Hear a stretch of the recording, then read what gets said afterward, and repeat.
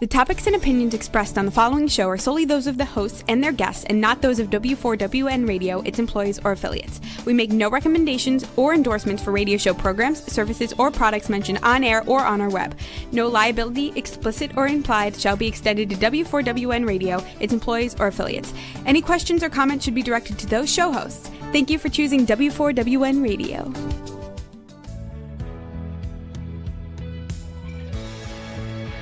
Welcome to Success Secrets Exposed with Sally A. Curtis, where we share stories of challenge, success, and inspiration along with practical tips and strategies to move you forward to your success.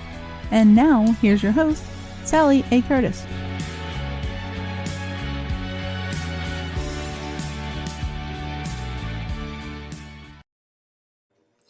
Good evening, good morning, and welcome to all.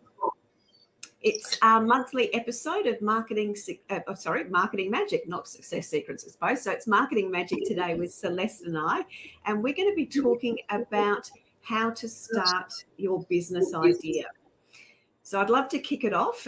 Just for those that are new to the show, I'm a marketing strategist specifically for coaches, consultants, and speakers, specializing in content repurposing as well as LinkedIn strategy, all designed to help amplify your voice, your message, and your impact. Celeste? Hello, I'm Celeste, and I'm also a marketing strategist. I'm the owner of Lustosa Marketing, and we specialize in supporting businesses that service providers with end-to-end marketing strategy and implementation. Beautiful. So we have both started our businesses at different times. I've been in business for 12 years with a variety of different evolutions, and Celeste is a little bit newer to the game.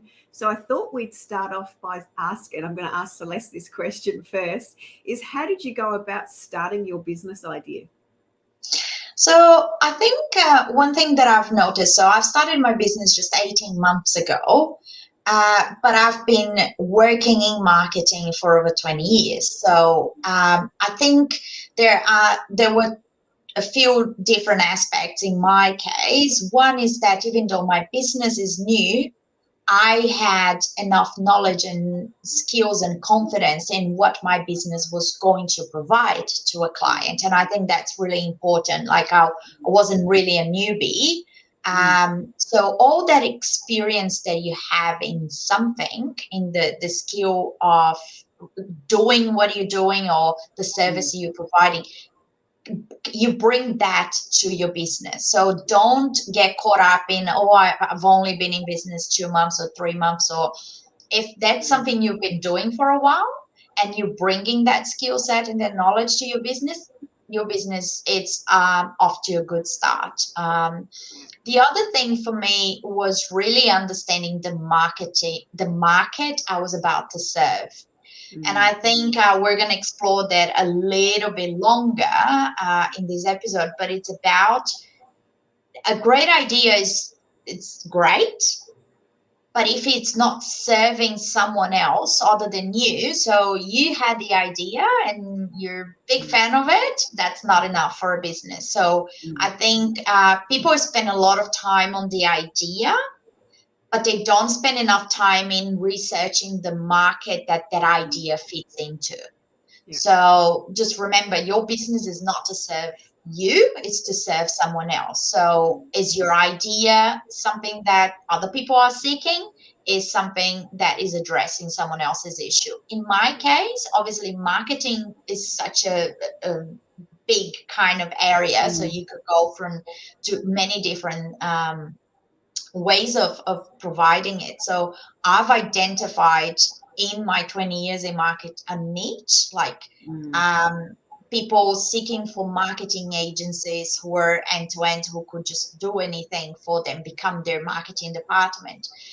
But we have a more affordable option for people with smaller budgets. So I've identified and I've studied this for years and years before I actually marketed myself this way. But it was an agent service at an agency level, but that can accommodate any budget. And I think these are very important things. One is your idea really serving someone else? And two, what are your skill sets and knowledge in the market you're about to serve? Yeah, beautiful. So if I just add on to that, you've having all of the years of experience in the industry that you've actually built your business in, you're actually able to do your, I suppose, research and development whilst you were delivering as an employee, that enabled you to refine and come out as a self-employed person with much more specificity. Would that be right? Yeah. Yeah, so you did your market research whilst on the job, so to speak, to be able to bring something to market that was really, really needed. Yeah, and I think that's obviously worked very in a positive way for me. But for people who are listening, if you're not in their market, so we know lots of people, especially after the pandemic, came from being just a mom and then starting their own business, or being from changing, completely shifting into what they were doing. They might have been doing admin and now they started a business with something that they can do. They create, candles or accessories or clothing.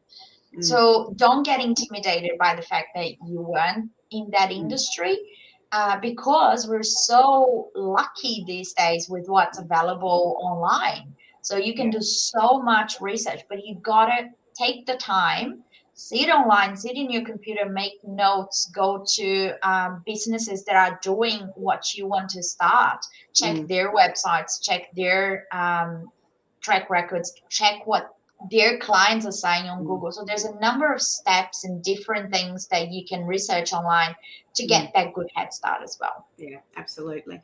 So I'm going to say I'm the complete opposite of Celeste. I've been in business, as I think I mentioned, about 12 or 15 years, and I've had a variety of different evolutions. So I'm a wing it, leap of faith and wing it as we go girl, which may surprise a few people. But what I've learnt and what I was very, very good at was failing forward fast, because through failing forward fast, you actually find your actual successes. Yes, does waste a little bit of time, and you do go through a little bit more money than being a little bit more if you were a little bit more strategic. So I will just put that caveat on it. But I've also a really big fan of modeling from other people's successes. And that has certainly served me very, very well. So just to give a bit of context, my business originally started, and I've got the 6 business models to talk to you about what is available in my industry. And it was when I was looking at those that I actually realised my business and my businesses do actually cover a variety of different business models. But my business model started as I started as a freelancer working for other people. And then I did affiliate marketing because I did promotion for speakers, etc. And I was a freelancer in that I did business development for speakers. Then I helped them put bums on seats in their events. And then I started coaching speakers to do the same thing. And then I created a consultancy and an agency to help support those businesses. And then I created information products and online programs and then software to assist with that. So even though there's been lots of changes in that, and that's where I sort of say I've failed forward faster, is by being in action, I was able to see quicker where the gaps were, model what other people were doing really well, fix the problems that the marketplace were telling me that they were still having, even though there was other people's solutions out there. So I was able to tweak something that was working and make it better. And then I was able to continue to do that. So that's sort of been my strategy, although I will say I didn't actually realize that was actually the strategy where I do have that look, learn, launch, look, learn, launch. And it was only having an interview yesterday with somebody about how do I do things that I actually worked out that I had a repeating pattern of success to grow and scale my business. So for those that just wing it and just want to take that leap of faith with a really great idea, it is possible. Like Celeste, I had lots of different experiences, but my business over the time has certainly evolved dramatically simply because I've kept my ears and eyes open to see what problems were still occurring in a marketplace that had lots and lots of solutions already for the clients that I serve, but listening to what was still a problem with those solutions and coming out with something different or another way to improve or to help them save time. So you can do it both ways. I do say if you're a little bit more strategic like Celeste, you don't waste as much time, and perhaps you certainly don't waste your money or your resources. I have done that, but that's just the way that I roll, and I'm different, and that's how I am able to learn quicker, and I learn and fail forward faster through learning by being in action first. So my action is my research, I suppose, in a sense.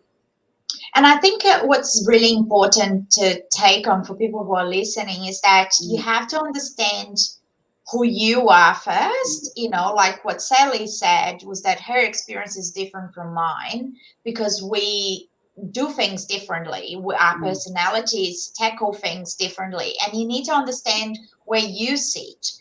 And if you're not someone who is able to adjust and change and learn with that speed that Sally has, then you need to be more strategic, and you need to spend more time at the table planning, scheduling, researching so you're not into a very stressful position and you're not losing money and losing time that is valuable, that you could be growing your business. And there are people like I need to have my list, and I need to have, even though I am learned with experience how to adapt and change and shift gears, I like to have that structure first. It makes me operate in a calmer way. And I think that's really important too, the mindset and how your personality adjusts to the business model you're creating. Very much so. And I think for me, and this was part of the conversation I was having with somebody yesterday, because everyone refers to me as being so systemized and organized. I was not that.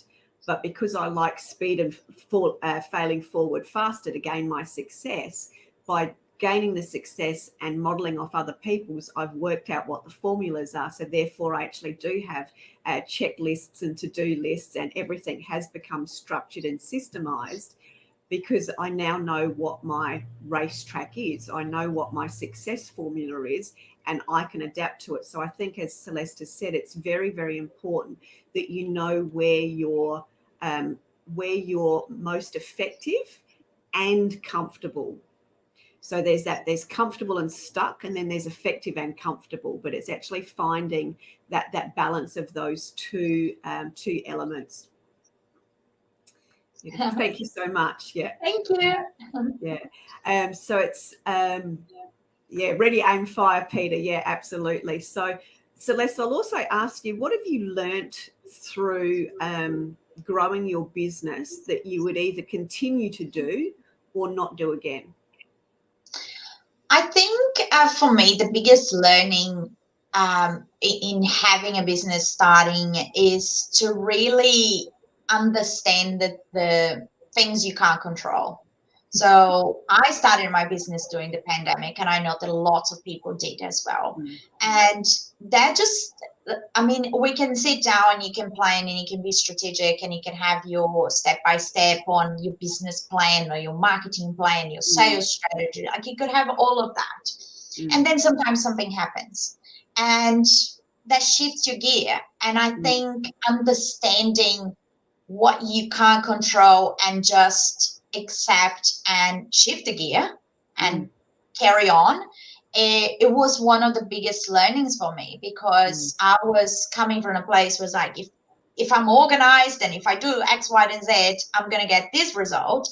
And it's not like that. Business is not like that. And sometimes when we go from working for a big corporation, so I was working for corporations that I had a whole finance team behind me. I had, a sales team behind me. I had HR. I had all of those. I had sick leave. I had leave, where I could just take some time off. And I think you need to understand, as a business owner, obviously this is how we structure our lives around being someone's employee from an organization's perspective.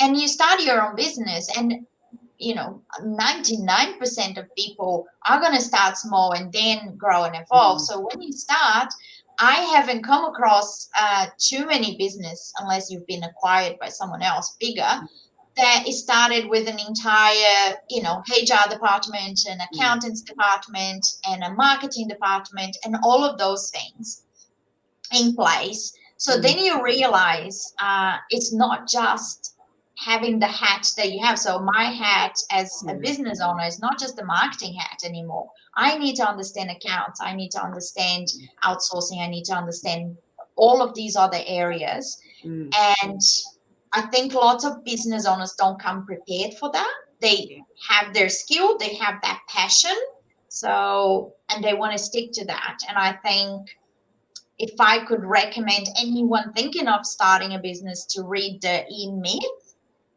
book, I think it's a must. And I've read that book after I started the business, and if I could recommend everybody read it before you start, it could be a really helpful thing. And actually, I'll just add to that, because one of the things I see, and I don't want to inspire people necessarily to do the whole leap of faith and wing it, because it can be a stressful place. I'm okay with that. But I will say, when I was married and I had somebody else there and another income coming in, it was very easy to do that. But when you become a single parent, or things change for you, it changes things. So for me in that moment, the stress level changed for me. My abilities and the way I could do things and the way I operated remained the same, but there was a very different stress level, because it was all came down to me. And I think that's the stress that I see particularly with the coaches and consultants that have been in corporate land, where they've had their executive assistants, they've had all of those different team members behind them. They go out on their own. All of a sudden, they feel isolated, and they don't have all of that support around them. So they're now juggling all those hats, as we've said. So for me, one of the really critical things that I would highly suggest when people are launching a business is obviously to do the research and to sort of be a little bit prepared. But make sure you've got some trusted advisors, or some alliance people, or some trusted people in your network that can be your sounding board, or can help you solve and overcome problems, or can just be there when you just need to talk something through, because you know the answer, but you just need to talk it through with somebody. So I think that's one of the critical steps that a lot of people diminish or forget to have around them, because they want to be big and brave and they want to do it all on their own, and that's cool, and it's a great to model off other people's and to sort of be able to say you did it on your own. But one of my guests that's coming up in a couple of months, she's coined it perfectly. So I'm just going to reiterate what she said, and this is Scarlett DeBreezy. She said, growing my own business was not a DIY project. No. And that's the thing. And I think these days, what I've noticed is that some business owners might not know personally the people that could fit into a mentor position or a coach position. Mentor more than coach, because lots of people starting don't have money to pay for a good coach. And we have to appreciate that. In the beginning, you're counting where you're putting your dollars to, and coaches can cost a fair bit. The return of investment is absolutely there, but if you don't have the money to invest to start with, it's really difficult. So finding mentors, people who have been there, who have experience, they started their business. And what I've noticed, like people like you and I are in a position where we know these people on a personal level, and we could tap into them and say, hi, can we have coffee once a month? For those who don't have that, local councils, there are just so many resources out there today helping startups and helping small business owners So I know we're in Australia, so I'm talking from an Australian perspective, but I'm sure in the US and other countries, you'd have that same kind of resource with government actually supporting people to start their businesses and giving those advice. So just in my local council, there are, coaches and mentors available for free. Not for free. Government is actually paying for those coaches to support you as a small business. So tap into that. Once again, do that research. What is it available for me to support me starting my business? What kind of support system I can get from the beginning that I don't have to pay for? And you'll be surprised with the amount of things that are out there. Yeah, very much so. So just talking, I'm in Australia as well, but I do quite a lot of work in the US, and they have lots of equivalents to chambers of commerce in their local area. And there's some really phenomenal group networks that are online. One that I'm associated with is the Women's Prosperity Network. That's very inexpensive from a monthly payment fee, so it's a membership site, but a fantastic community of women led by three sisters that have all built significant businesses who share their knowledge in all sorts of different forms to exactly help everybody step up. So there is lots of resources out there that can be very, very inexpensive, but also critical to your own sanity and growth. Sanity and growth. The other thing I would recommend for anyone starting a business is Facebook groups. There are so many groups out there. Obviously, they're free to join. And what do you have there? Not only usually have an expert driving it, where you can get some resources and information, but you also have a community of people who are looking for the same things as you, that you can engage with. You can throw questions out there. You can share experiences. You can share successes. One of the things also business owners need is that little spot where you can celebrate. Love my tribe. I love that comment. Find your tribe. Yeah. Find many tribes if you can. Be part of them and share. Get in there and share and ask, and you'll be surprised with how much you can get of it from it. Yeah, very much so. And I think that's where it's asking the right questions, knowing your target market and knowing who you're trying to serve with a bit of specificity, so the feedback that you get doesn't derail you or take you off on the wrong tangent. So I think it's very, very important to have that been there, done experience, have somewhere to ask questions. Also too, with those groups, you find great collaborative partners that do share the same audience that you do and those sorts of things as well, which is a great way to accelerate your growth very, very quickly. But I do think one of the biggest areas small people that have got a great business idea struggle with is often what problem do they solve. So I think that's probably a little bit of an area to just sort of express some of our ideas or what we may have done to help find, what's that business problem that I solve. And I've just got a bit of an example here that sort of crosses between the two of our businesses. And that is a fitness example. So target market, as an example, would be working mums with small kids, because although Rory's bigger now, we've both had small kids. And many of the problems that those mums have is that they want to be able to work out regularly, but they don't have a lot of time because they've got the kids and stuff goes on, and they might be trying to run a business as well as those kids. So the solution that they're often looking for is a time-saving fitness program with an adaptable schedule that can fit and maneuver with them. So their solution may be an online program. So it's just finding your target market, working out what their common problems are, and then building a solution around that. Would you like to expand on that at all, Celeste, with some of your experience? And I think one of the things, so target market, you always start with the customer, right? We talk about that. We've talked about that in a few other episodes. You have to start with the customer, because there is no business with no customer. There is no business growth without a happy customer. So, and I think there's what happens is that people have an idea, they launch it, and they hope everybody's going to love it. Did you use the And H word? You use the H word, hope. hope. I'll come back to that. Yes. So then the order of things should be: find something people want that you can give to them, then launch it. So there's a huge difference there. I'm creating something that I know that I've got and Sally needs. Yeah, hungry and audience. Then I launch it.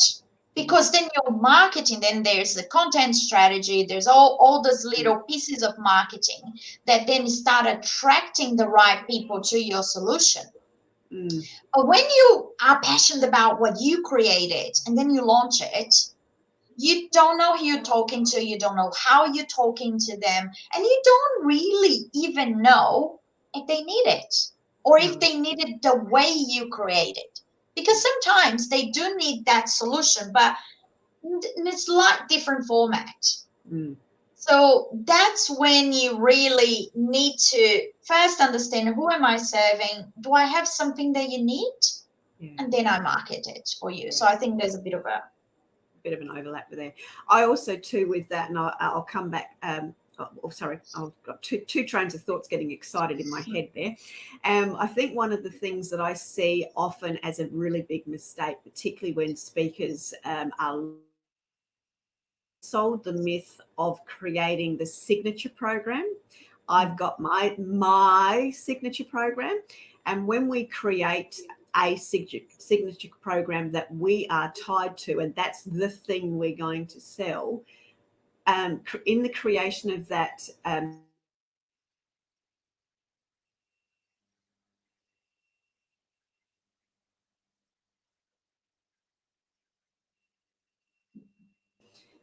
oops, just was watching that, just pause there. So I think creating a signature program is a great idea after you've had and trialed some other things that you've actually launched, because then you're a little bit clearer as to what the audience wants. And that comes back to, I suppose, my methodology, which is look, learn, launch, tweak, repeat. So one of the things that I learned from my mentor in the last few years was that to launch many things in a 12-month period. So an example of that is I launched 15 different types of programs, and I keep 3 of them that remain and are good sellers. But I don't find that 3 unless I've actually launched a couple of things and tweaked it along the way. So it's a case of launching and then keeping what actually works. So the look process is look for what people are saying they want. Look for where people are frustrated going, I love this mentor, and I particularly in Facebook groups, I love what this is doing, but I really wish it had X. Because that I really wish it had X is another problem with the solution. So if you improve the solution and fix that problem, you've got a group of people that are very hungry, that are looking for that. Also, by doing that, by looking and watching what other people are doing really, really well, gives you a place to model from and improve your own products and services and offerings. Then the second step, you've got look, then the learn process is learn more from them as to why they are asking for it. Ask them better questions. Ask them, what would make this better for you? What's missing? So ask them. They will tell you what they need. Most people don't ask enough questions. So ask for really good questions of the people that are already your ideal target market or are frustrated by somebody else's product that is similar to yours that you want to be able to improve on. Then you launch a version of what you believe they are wanting and what they're needing. And then you go back to looking and listening to what they're saying about what you've launched. You tweak it to refine it and improve it, and then you do the process again.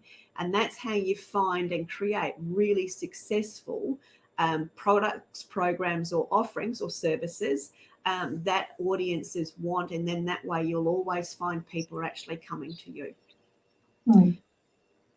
I'll also go to the hope question, because I hear, I've done all this, I hope people come.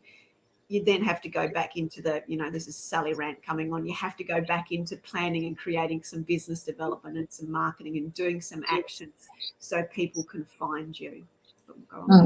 I interrupted you, Celeste. I'll let you continue. No, what you said was spot on. And I think it's just, I think starting a business, there's a few steps you need to take. You need to really, it's not as simple as it sounds. I think sometimes people minimize the, systems and steps and processes and clients and research, which is fine in the beginning, but at some stage you're going to have to catch up with all of that, and especially if you want business growth. I think the other thing I wanted to mention about starting a business is competitor analysis. Like, there's a reason why competitor analysis has been in every single marketing plan since marketing exists. And it's never going anywhere, because one of the best ways for you to understand your customer and what your customer needs, what is the gap, what are they not happy about, is by checking out the competition and the people who are already doing it. These days, with people really being online and loving to give feedback, it's so easy to understand what is frustrating people in an area that you service. Because if you go on, and once again, you have to take the time, sit down and just read. But if you go, like from my perspective, if I go to other marketing agencies and start reading the Google reviews, it's the easiest way for me to understand what my competitors are doing that people are loving, what my competitors are doing that people are hating, and what's really frustrating them about my competitors. So there you have, today, doing a competitor analysis is pretty much spend a few hours on Google reviews for new competitors, and it's all there because people have been so vocal when they love you and when they hate you. You don't have the in-betweeners. If people are just meh about you, you won't see any reviews. But if you go on good reviews, you're just like, people are really appreciating that these people are responsive, that they answer to my emails, and they then this is something that your customers value and need, and it needs to be on your priority list. So you then start building your own little plan of what's really important, what are the musts, and then what are the wishes that have not been granted yet.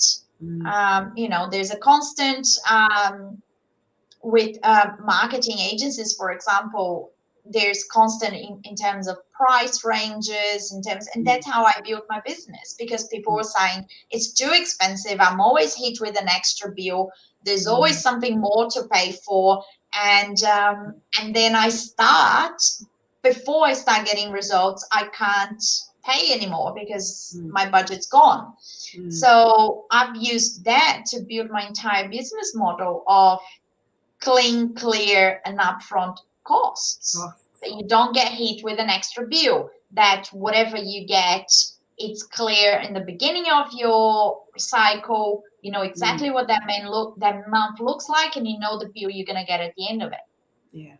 So, and once again, you keep going back to your competitors and assessing what's important and what isn't. Yeah, absolutely. And doesn't that make doing a SWOT analysis so much quicker and easier too? That's just such a great tip. So that was Google reviews and good reviews as two different platforms there, Celeste. Is that right? Pardon? Was that two different platforms, Google reviews and good reviews, two different platforms?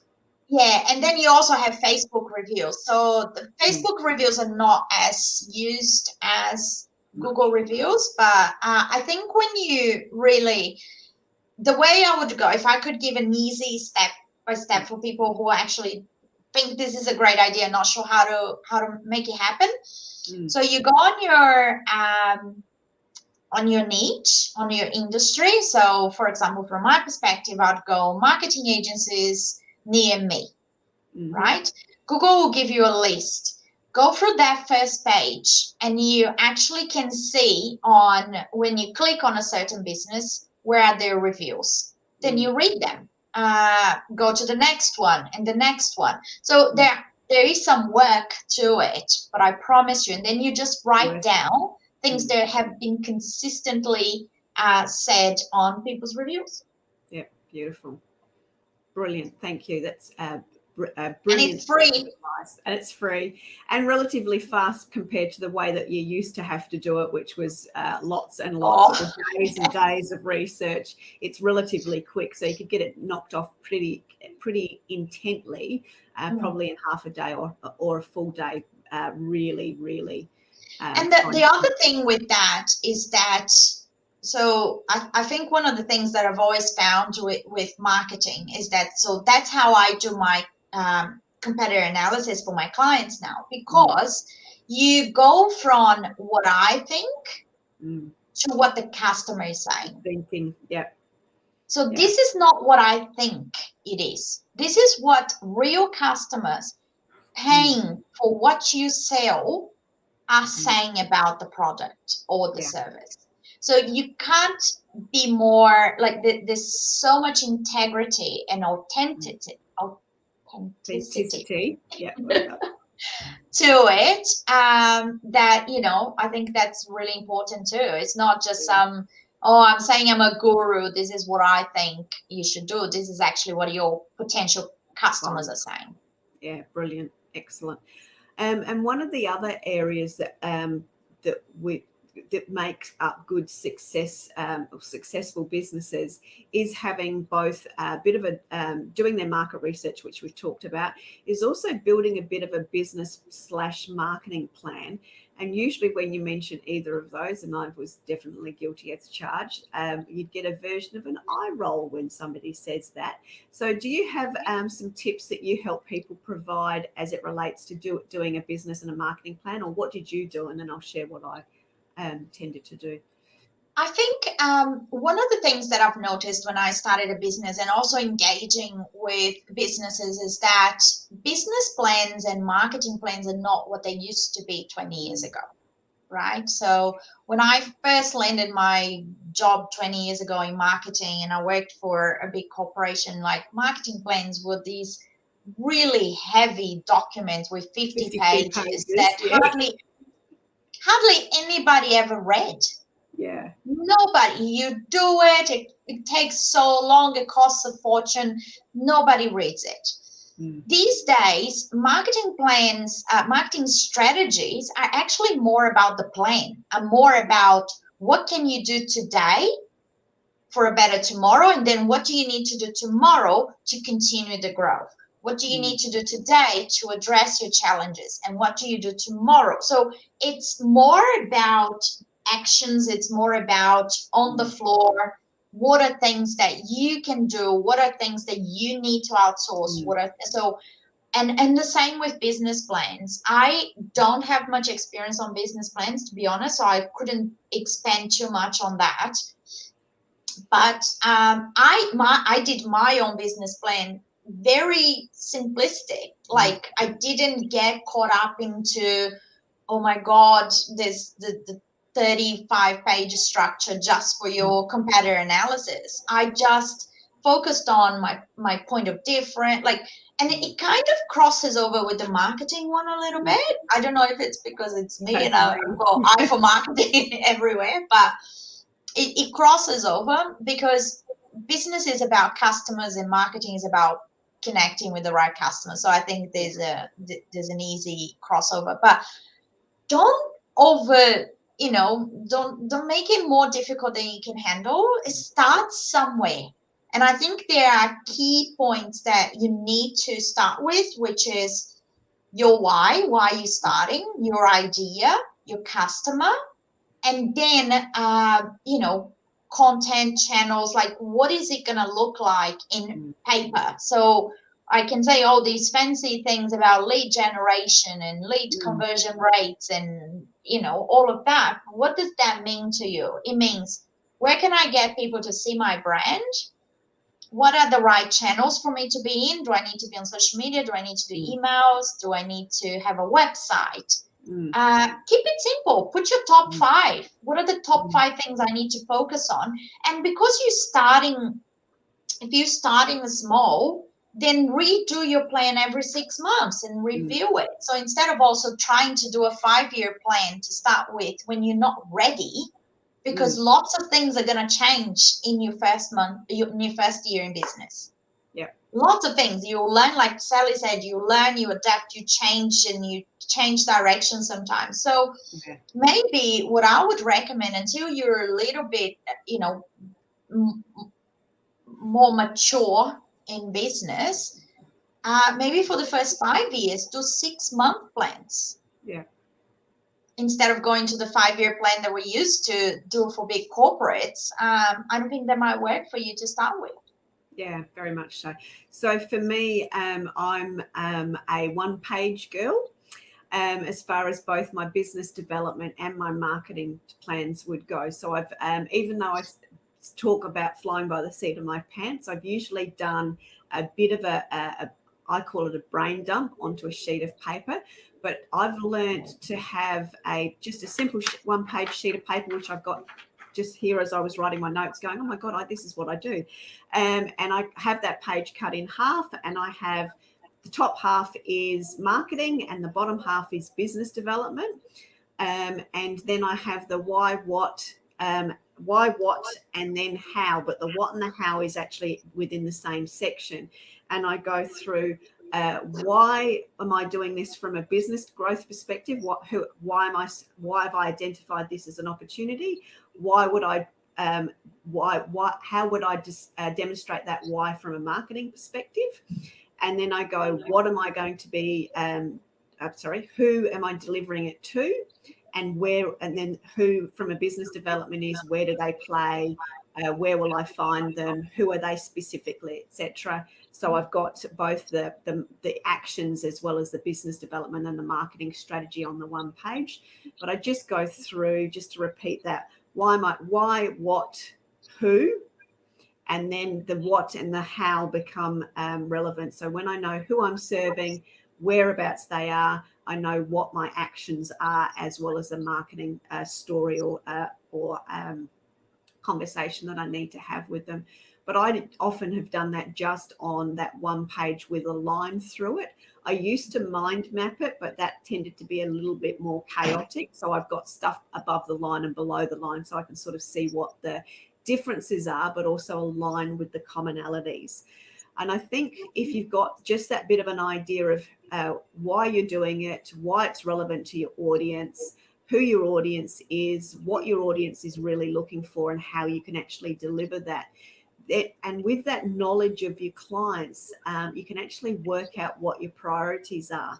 As an example, it might just be a really, really simple website, which you can create on About Me. So just something really one pager, or you can create a really solid LinkedIn profile and just make sure you've got some collateral that you can then take to people when you talk to people. Because one of the biggest actions people don't do in their business when they first start out, they don't walk the streets, pick up the phone, or share what they do with people. And that's where that little comment of the hope sort of comes in. They hope people are going to find their website, or hope people are going to find out about what they do. But the action is you actually need to go and talk to people, have coffee with people, have conversations, pick up the phone, tell your friends, and share with people. And that's where I believe good quality collateral, even if it's just your starting point collateral that you don't have to spend a lot of money on, but at least gives people a bit of an idea of who you are, who you serve, and what you can do for them. And if you've got some collateral like that, you actually now are in action. You actually are in momentum. So that would be some of my tips, is just keep it really simple, mind map it, put it on a one pager. Just get your thoughts out of your head so you've got a clean head so you can focus on what you need to do. If I could just suggest, I'm big on, like, if you're starting, get some books that can really help you. I know I've mentioned the E-Myth today. There's a book called The One-Page Marketing Plan. I believe the author is Ellen Deep. It's life-changing. So if you don't have experience with marketing and you don't have money to outsource it, you know, not everybody can start their business and hire us, Sally, to come and do their marketing strategy. If you do, please, we'd love to help you. But if you don't, so the one-page marketing plan, and it gives you a simple page what to fill in to really get started with who are the people you service, where you find them, and how to attract them to your brand. Yeah, beautiful. So just a bit of a recap, because I think we're getting close to time as always, and we've had a really good in-depth conversation, is coming back to your basics, get your idea clear, do some market research by using your Google reviews, look, learn and listen as to what the audience is still saying so you can provide a better solution than what's already there. So that's sort of plays into my know your target market intimately, what they're really looking for. Remember that people around you can be a support to you. So make sure you've got some key people around you to support you. Learn from people with been there and done it experience. So model off other people's success systems. Do a little bit of your research in your one pager. And one of my last key tips is make sure you're setting yourself realistic goals with relatively realistic timelines and expectations, and know damn well it's all going to blow up in your face at least once, and you'll just retrack and do it again. So expect blowouts. Timelines will blow out, goals will blow out, something will blow out. Be okay with that and know that's going to happen in advance. Celeste, would you like to add to anything of that? I feel like I missed something. No, you actually covered everything that I was thinking, and I think we've addressed. And I think, just one last thing I would say is just be kind to yourself. Yeah. You get it right, you get it wrong. Understand that it's okay to get it wrong, and as long as there's some learnings that you can take on and that you can apply for the future, but don't be too hard on yourself, and try to have some fun with it. There's so many great people you meet by starting your own business and great connections. I think someone mentioned on Facebook as well, find your tribes and find support in them. But be kind to yourself. Great tip. And be kind. And I'm going to say have fun in the failure, because that's where your real strong successes come. Because through learning those lessons and sharing those lessons with other people, you increase your tribe, etc. As Peter says, enjoy being you. And I'm going to say be you, be bold, be brilliant, be brave. And have fun, and to add to that, be kind to yourself, because failure and success go hand in hand, and the faster you fail and trip and propel forward, the faster your success comes. But you don't have to do it alone. There's lots and lots of people that are around you to support you in your community and in organisations around you as well. So I think that's very important. You're really to know that you're not alone. It will feel lonely at times, but don't isolate yourself. Reach out. People are always willing to help and listen, and certainly inspire you and spur you on. Beautiful. Well said. Thank you. Thank you very, very much, everyone. We look forward to seeing you again next month. And I look forward to seeing you next week on another episode of Success Secrets Exposed. Till then, be bold, be brilliant, be brave, and be kind to yourself. Thank you very much. Thank you, everyone.